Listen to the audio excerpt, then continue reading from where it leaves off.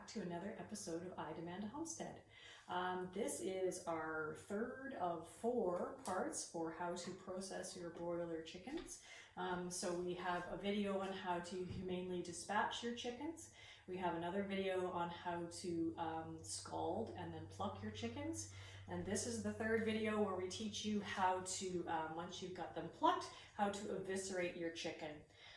So these ones, we're just going to teach you how to do that. We just did them today. All right, so I'll just kind of stop the video and I'll kind of get us a little closer view so you can see what I'm up to. Okay, so now kind of see what I'm doing here. So the first thing we're going to do is we're going to cut the feet off. So the feet kind of bend. These chickens are already a little bit stiff, but they bend this way, and that's the way the foot would normally go. And I think my dog is going to come in here shortly and make a noise, wanting to come inside, but he's not going to be loud. So in the joint here, there's a little bit of a divot, and that's where you want to cut. You want to look for that kind of knuckle, and then you make a cut, and then you're going to kind of just break and twist those. It's a bit gross, okay? And then what you're going to use is, I just use kitchen shears. If you do this properly, you probably could cut right through with a knife, but this is just easier. And I'm going to save these chicken feet. You can use them for stock. You can also use them for dog treats. That's what we do. Okay, so do the same thing on the other side. And again, just going to break that off. Okay. All right. So we've got the 2 feet off. Now what we're going to do is we're going to cut off part of the neck and then also take out the crop. I'm going to turn it around. So what I usually do is I just kind of cut the skin all the way around here. Okay. I don't want all that neck. And then again, you could either use it for stock, and then you're going to break it. It's not going to break smoothly for me because that's just the way it is. You're on a video, you can use your kitchen shears to cut them off. And again, I'm going to save that for our dog because that's kind of raw chicken, and that's good for him. So now what we're going to do is we're going to remove the crop. This is the part that I kind of find most annoying. So what I kind of do is you just reach inside here and you find there's a membrane, and you're going to separate the membrane, which is the crop is the first stomach, where the chickens kind of will first take the food in there before it goes into the gizzard. Okay, so I'm just separating it out. I'll rip a little bit. And then depending on whether your chickens have eaten anything, you can kind of see, that's it right there. There's a little bit of food in there. I actually find it a little bit easier. Some people will say don't feed your chickens before you slaughter them. I actually find it a little easier to take the crop out if there is a little bit of food in there. So I'm kind of just grabbing it out with my fingers. Kind of see. And then what I'm going to do is I'm just going to cut it off with my knife. All right. I'm going to discard it. All right. And the other thing you want to kind of do is you'll find that there's a tube, the esophagus, and there's a tube, the stomach tube and the breathing tube, the esophagus and the trachea. And you want to loosen them away from the neck and then cut them off as well. And then what I'm going to do is I'm just going to rinse it out. Okay, make sure that there's no bits in there. There we go, in my kitchen sink. Perfect. And now we're going to move on to the actual kind of taking out of the abdominal organs. So, what we're going to do is you can kind of see the back of the chicken here. And I'm just going to kind of pinch this skin so that way I'm pulling it away from the internal organs.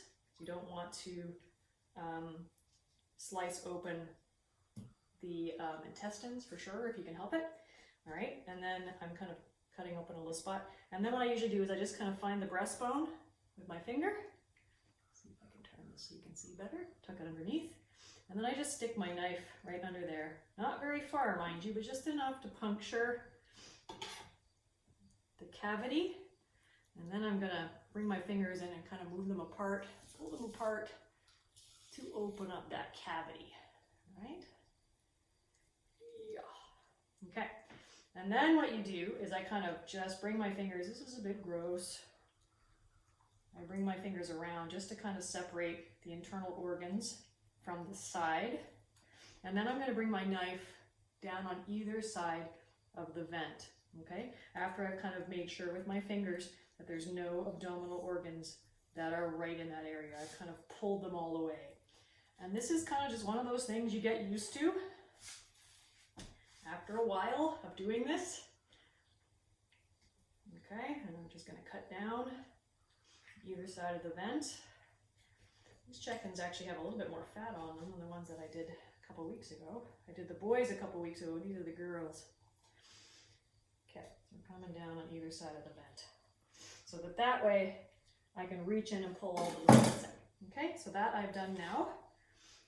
And that's opened up there. And now what we do is we kind of just reach our hand in, and you're going to kind of feel that the organs are there, and they're going to kind of be, some parts of it will be stuck to the rib cage and the backbone, and you're just going to free that up as you kind of work around. And usually I do this kind of with my cutting board right over the sink, and I bring that bird right to the edge so that way when I pull them out they all kind of go into the sink. Because sometimes you'll break the viscera and you can't help it. There's also the diaphragm up here and the lungs. You want to kind of come all the way up as high as you can, freeing up things from the abdominal wall or the rib cage, depending on where you are. And then kind of you just grab, once you've got it freed up as best you think you can, you just kind of hold on with one hand to under the breastbone, grab the guts, and just pull them out as best you can. All right, excellent. And these are my little girls, so these are dual purpose breeds, so they actually have a few little baby yolks inside them, which always makes me a little bit sad, but they don't really end up producing that many eggs, so it's not really worth keeping them for their eggs. So as you can see, all the guts have kind of gone right down into the sink. And then I'm just gonna reach up and pull out the esophagus here. I didn't get it. Bring that down. Check inside, looks pretty good. And then there's still some things that are attached. And so what I'll do is I'll just use my knife to kind of gently cut them away. And then cut it away from the other side under the tail to just free all those guts from there. So what we'll do then is we will wash this, but first let me show you what to do with the liver and the parts that you're going to save. All right, so maybe what I'll do is I'll put the chicken over here, and I'll bring the guts up so you can see a bit better. Normally I don't kind of do that, but anyway. So the parts that you're going to want to save, oh, this chicken is in the way. Hold on, moved. Okay. The parts that you're going to want to save, you're going to want to probably save the liver, because if you've gone to the trouble of raising your own chickens, you want to save as much as possible. You want to save the liver, you want to save the heart. And then I usually give the kidneys and the heart to my dog, again, for kind of raw dog food. So there's a kidney, it's a small thing, and then the heart, there's the heart, oh, there it is. Okay. You can grill these on the barbecue if you want to cut the membrane off them. It's really, really small. It's kind of like the size of your thumb. There it is there, okay? But I just give it to my dog as part of raw food. If you have friends that have dogs, if you don't have one, you can do that too. And then the other part here is the liver. And again, it's a bit hard to see. This one's a bit yellow in color. Sometimes they're more red. But underneath the liver is a green organ called the gallbladder. What you want to make sure that you don't do is cut the gallbladder, because then it kind of releases all this fluid, this green fluid onto your meat. So I just kind of hold it up so that the gallbladder is here, and I'm going to cut around it so that I cut it away, and then I've got the liver. The liver I kind of tore up a little bit, but that's okay, because I'm going to probably turn that into like a pate, which is really, really nice. So you can also kind of keep the gizzard, and again, these girls got a little fat, but the gizzard is kind of this, if I pull it away here, it's how chickens chew. It's this really hard kind of muscular part. If I pull away more of the stuff here, you can kind of see it but it's really, really solid. You'll know it when you feel it because it's hard as a rock.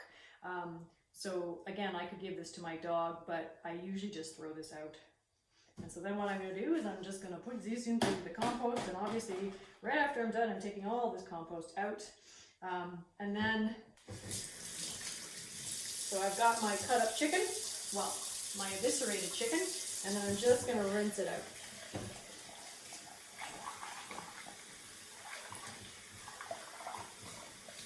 And then dry it off.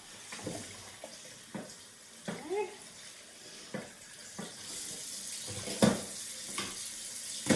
Alright, one moment, let me just rinse off my cutting board here. Okay. Alright, so that is pretty much how you do it. And then if you were going to save this for roast chicken, you can just kind of fold those wings back, like so, and tuck them underneath. You'll get a little bit of a pop there, but that's okay. And then what we'll do in our next video is we'll show you how to cut up your chicken if you don't want it whole, if you want it in pieces. All right, thank you very much for joining us on I Demand a Homestead. If you have any questions, please place them in the comment section and I will get back to you. Thank you very much and have a good day. Bye-bye.